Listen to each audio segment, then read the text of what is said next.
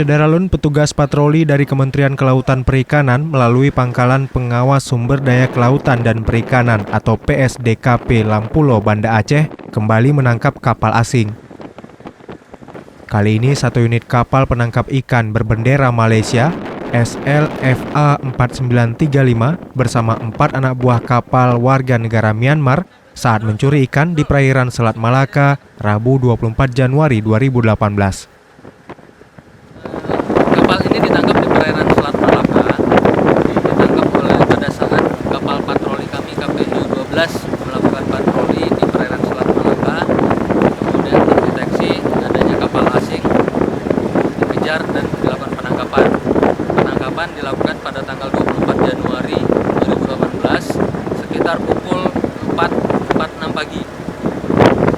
Kapal ini kapal Malaysia, cuman pada saat ditangkap kapal ini tidak memasang benderanya dan diawaki oleh 4 orang berasal dari Myanmar.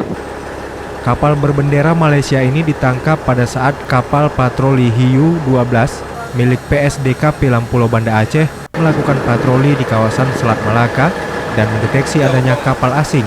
Kemudian dikejar dan dilakukan penangkapan.